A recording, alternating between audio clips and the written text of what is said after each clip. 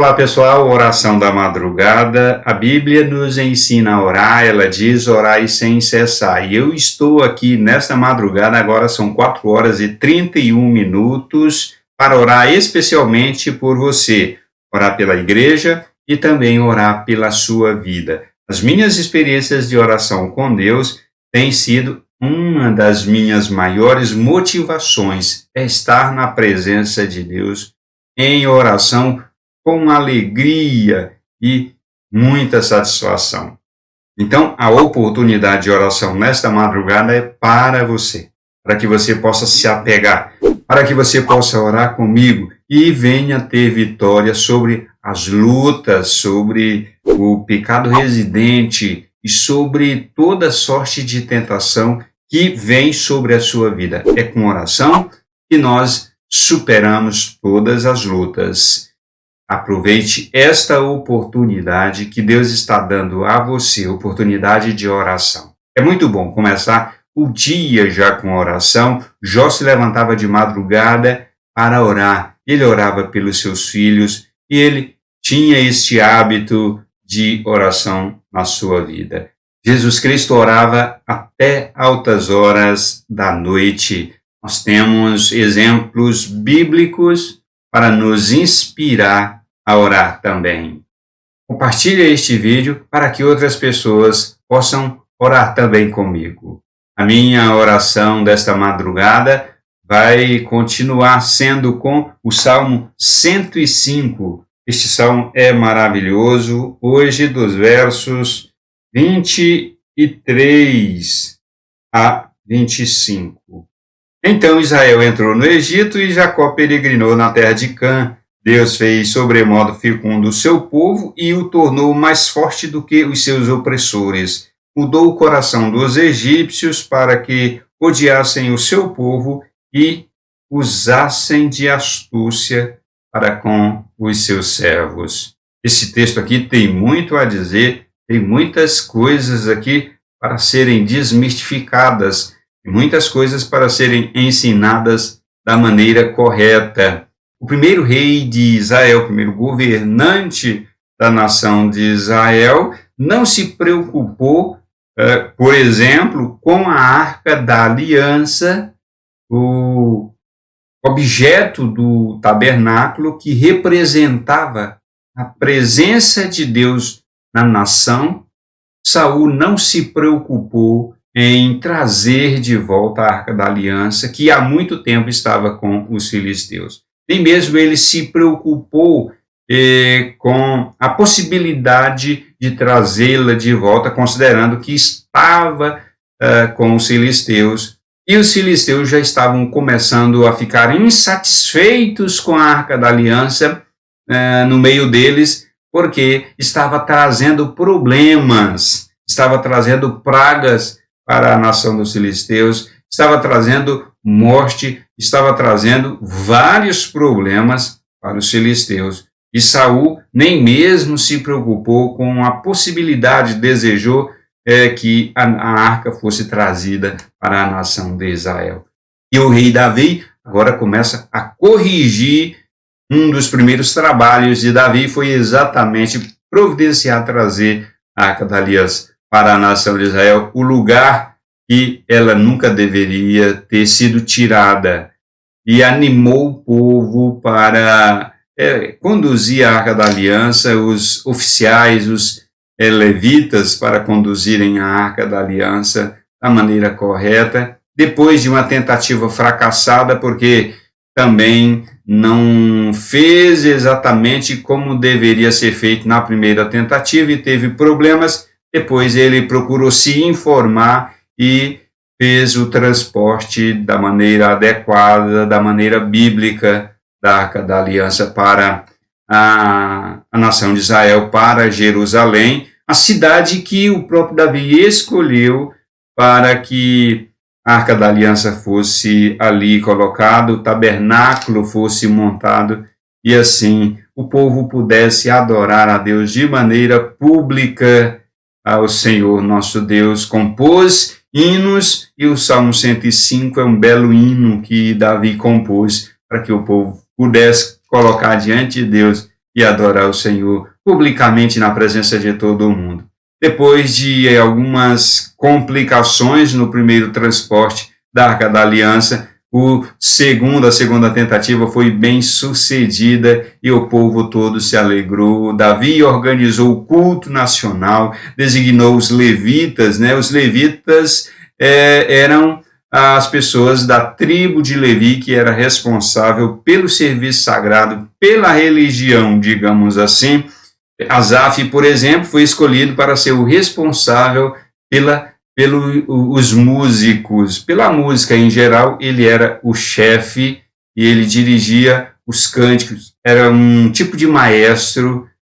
Além deste salmo, o Salmo 96 e o Salmo 106 também foram feitos para o louvor público no tabernáculo, no entorno de tabernáculo, onde o povo se reunia para louvar a Deus e cantar publicamente o nome do Senhor. E agora, dos versos 23 ao 25, Davi fala do tempo em que o povo de Israel ficou no Egito, desde a chegada de Jacó com a sua família, um total de 75 pessoas que saíram da terra de Canaã, fugindo da seca, para escapar e salvar as suas vidas no Egito, onde havia comida, porque Deus havia enviado José antes da seca, muitos anos antes da seca, pelo menos 7, 8 anos antes da seca, para que pudesse prover alimento e salvar a vida dos egípcios e das populações circunvizinhas ao Egito. Davi está dizendo exatamente isso. Então Israel entrou no Egito e Jacó peregrinou na terra de Cã. Deus fez sobremodo fecundo o seu povo e se tornou mais forte do que os seus opressores. E o verso 25, Deus mudou o coração dos egípcios para que odiasse o seu povo e usasse de astúcia para com os seus servos. É importante entender, quando a Bíblia fala de Egito, está dizendo que o Egito é o mundo. Que o Egito foi, em relação à nação de Israel, o humanismo, o progressismo hoje, o modernismo de hoje é em relação à igreja. E o Egito foi no passado em relação ao povo de Deus. O mundo é em relação à igreja. Egito e nação de Israel é a mesma coisa que mundo e igreja. Quando falo em mundo, estou me referindo ao humanismo, ao progressismo, a esse modernismo que é uma visão de mundo oposta à visão de Deus.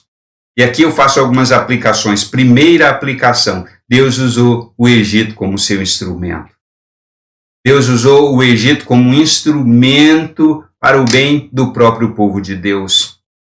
Deus usa o mundo para o bem da própria igreja. Deus usa o humanismo, o progressismo, esse modernismo para o bem do próprio povo de Deus. E algo aqui é muito importante entender. Deus não levou o Egito para dentro da nação de Israel. Pelo contrário, Deus levou o povo de Deus para dentro do Egito. Inverter estes valores causam problemas terríveis. Deus não leva o modernismo para dentro da igreja, o humanismo e o progressismo para dentro do povo de Deus. Não, Deus leva o povo de Deus para o mundo, para o modernismo. Deus leva o povo de Deus para dentro do progressismo, para que possa ser sal da terra e luz do mundo, para que possa se desenvolver e ser sal da terra e luz do mundo nesses espaços, nestes locais. Deus levou o povo da sua aliança para dentro do Egito, para que ali pudesse se desenvolver e ali pudesse cumprir os propósitos do Senhor. Segunda aplicação, Deus usou o Egito para fazer o seu povo proliferar, crescer e se desenvolver. Deus usa o humanismo para que a igreja possa se desenvolver e possa se fortalecer dentro do humanismo. O propósito de Deus é fazer o seu povo forte, mas não é possível ser um povo forte separado do mundo, isolado do mundo. O povo de Deus não pode ser um povo isolado, não pode ser uma ilha. O povo de Deus, o homem e a mulher de Deus, tem que ser de Deus dentro do mundo, sendo usado por Deus para transformar o meio social onde está. A visão de mundo do cristão, a visão bíblica e correta que o crente tem do mundo e da vida, é sal da terra e luz do mundo, é capaz de causar transformações muito grandes. Deus quer o crente, Deus quer o cristão, não é isolado do mundo, mas é dentro do mundo, inserido no mundo, transformando o local onde está, é salgando, é alumiando. E a terceira aplicação, Deus usa o Egito, Deus usa a população do Egito para ter ódio do povo de Deus. Diz aqui, Deus mudou o coração dos egípcios para eles terem ódio, desafeto, terem muita inveja do povo de Deus, à medida que eles cresciam, se fortaleciam e se tornavam um povo grande, numeroso e com um poder de transformação muito grande. Eles começaram a odiar.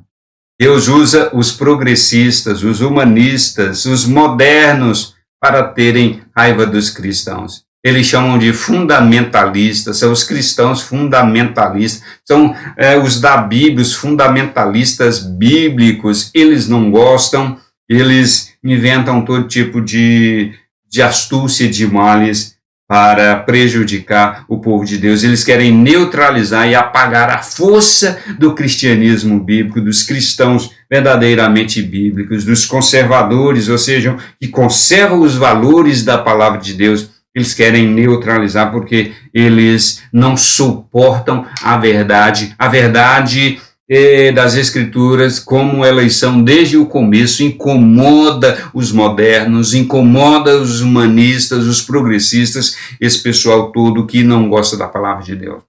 Deus fez do Egito um instrumento afiado para treinar o seu povo de Israel.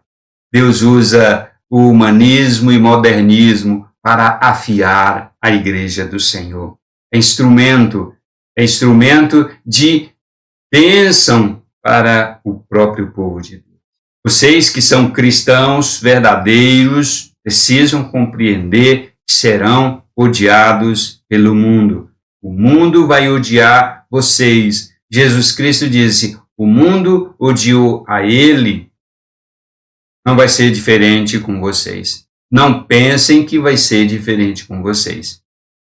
O mundo odiou o próprio Senhor Jesus. O mundo vai odiar vocês. Em outra ocasião, Jesus disse, porque se eles fazem assim com o lenho verde, se referindo ao próprio Jesus, o que dirá com o lenho seco, que são vocês e os filhos de vocês? O mundo odiou Jesus, o que dirá com o povo de Deus? No mundo, vocês terão aflições, perseguição, vocês terão todo tipo de sofrimento e ódio contra vocês. Mas fiquem animados, porque eu venci esse Jesus. Você é um vencedor em Cristo Jesus. Você vai vencer o mundo, você vai vencer esse progressismo, você vai vencer este humanismo que tão de perto assedia você. Você vai vencer o Egito que é fonte de ódio contra você. Você vai vencer a inveja que tem de você somente pelo fato de você ser de Deus. Somente pelo fato de nós sermos da Bíblia Sagrada e o Senhor ter projeto para o povo de Deus. Nós somos odiados por isso. Eles serão responsabilizados pelo ódio que tem do povo de Deus. Mas é importante entender que este ódio foi instigado por Deus no coração deles para Deus cumprir o propósito que o Senhor tem para o seu povo. Davi estava exatamente ensinando o povo quando escreveu esse cântico para que eles pudessem louvar a Deus publicamente. Eu fico imaginando o povo cantando publicamente este verso: Deus mudou o coração dos egípcios e colocou no coração deles astúcia para com o seu povo, e cantando publicamente. Os cânticos de hoje são um desastre, são coisas assim terríveis, são cânticos de alta ajuda, cânticos motivacional. Em toda a minha história de cristão, eu nunca vi os cantores gospels fazerem uma música, fazerem louvores, dizendo que Deus coloca ódio no coração das pessoas para elas odiarem a igreja. Nunca vi. Poderiam fazer, porque está aqui na Bíblia, está na palavra de Deus. Deus colocou ódio no coração dos egípcios, Deus coloca ódio no coração do mundo para odiarem a igreja, e isso deve ser cantado, e as pessoas devem fazer cântico mostrando esta verdade, para que a igreja possa adorar a Deus, dizendo: Deus colocou ódio no coração do mundo para eles nos odiarem. Assim que tem que ser, porque a verdade, essa verdade precisa ser lembrada. O mundo nos odeia, mas quem nos ama é o Senhor. E o amor de Deus para com o seu povo é muito maior, é infinitamente incomparável com o ódio que o mundo tem do seu povo. É infinitamente incomparável, por isso temos que nos alegrarmos. Eu vou orar por você, Senhor, nosso Deus, no nome de Jesus Cristo. Tem pessoas que estão aqui comigo, que estão muito incomodadas, porque se sentem desprezadas, rejeitadas e odiadas pelas pessoas que não conhecem a Deus, mas que elas possam se alegrar em vez de se entristecer, que elas encontrem a motivação certa para continuar.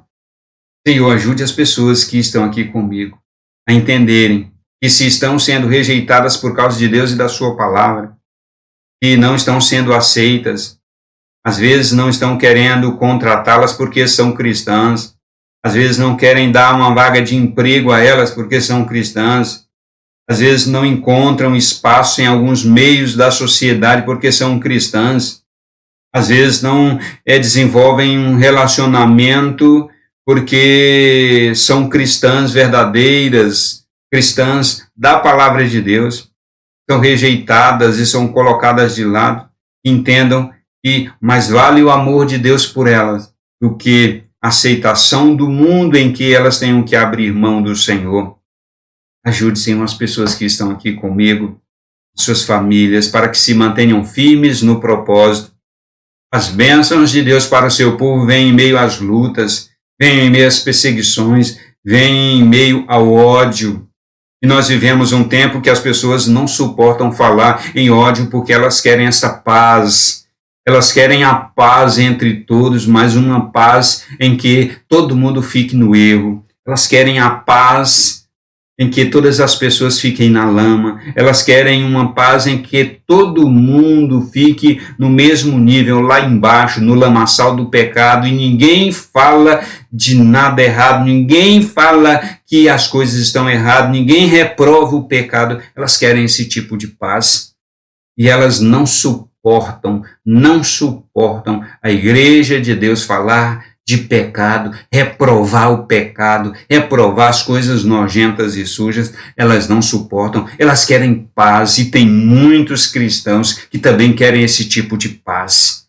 Não pode falar isso que agrava, não pode falar isso que vai chatear, não pode falar essas coisas, tem que falar tudo em off, tem que falar tudo em enigma, tem que falar tudo assim, de uma maneira leve, suave, não pode dizer que pecado é pecado, não pode dar nome ao pecado. É esse tipo de paz que elas querem, mas no nome de Jesus Cristo, a igreja do Senhor não entra nessa. Em nome de Jesus Cristo, a igreja do Senhor não vai participar desse negócio.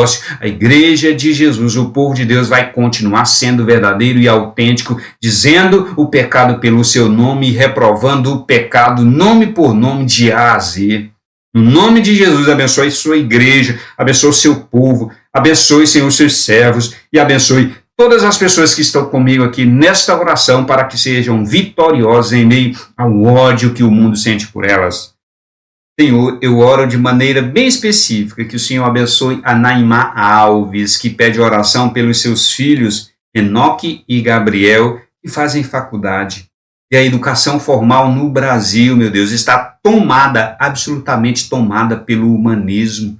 A educação formal está sendo usada para colocar as pessoas contra Deus e contra a verdade. E eles estão inseridos nesse meio. E somente o Senhor para proteger e dar sabedoria e inteligência a eles, para que eles, ainda que estejam neste meio, eles não venham corromper o seu coração com as mentiras do humanismo, com as mentiras que são inseridas na educação formal, para mudar a mentalidade das pessoas e colocarem elas contra a Bíblia e a palavra de Deus, e a viver a visão de mundo, a maneira de viver que o próprio humanismo quer que as pessoas vivam.